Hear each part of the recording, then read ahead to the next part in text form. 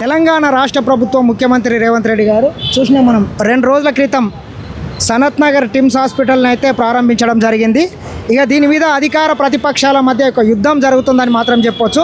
అందులో భాగంగానే బీఆర్ఎస్ పార్టీకి సంబంధించినటువంటి కొంత భజన బ్యాచ్, డ్రామా బ్యాచ్ అంతా దిగి ఈ హాస్పిటల్ని మా అయ్య పూర్తి చేసిండు, కేసీఆర్ పూర్తి చేసిండు, మా బాబు పూర్తి చేసిండు అని చెప్పి డ్రామాలు చేసే ప్రయత్నం చేస్తున్నాడు.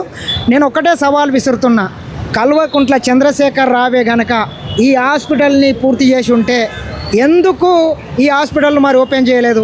మరి ఆయన దగ్గర కత్తెర లేకుండా రిబ్బెన లేకుండా నాకైతే అర్థమయ్యే పరిస్థితి లేదు.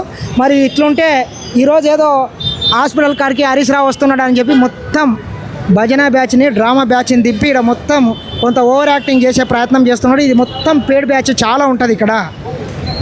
కేసీఆర్, కేటీఆర్ 10 ఏళ్ళు ఈ రాష్ట్రాన్ని పందికొక్కుల్లాగా పరిపాలించి మీరు మాత్రం ఉండడానికి విలాసవంతమైనటువంటి గడిలు కేవలం సంవత్సరంన్నర కాలంలో నిర్మించారు. కానీ ఇట్లా పేదోడు బలుగు బలైన వర్గాలు వచ్చేటటువంటి హాస్పిటళ్ళు మాత్రం పట్టించుకున్న పాపాన అవ్వలేదు. చూడొచ్చు ఎంత సర్వాంగ సుందరంగా తీర్చిదిద్దిండ్రు.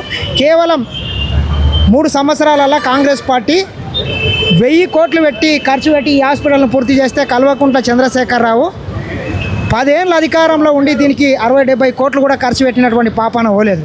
కాబట్టి మిత్రులారా, వీళ్ళు ఎన్ని దొంగ ప్రచారాలు చేసినా, ఎంత అసత్యం ప్రచారం చేసినా మనము ప్రజలకు ఎవడు ఏంది అనేది తెలుసు. మనం చూసిన వరంగల్ హాస్పిటల్ పక్కన పడేసిండ్రు.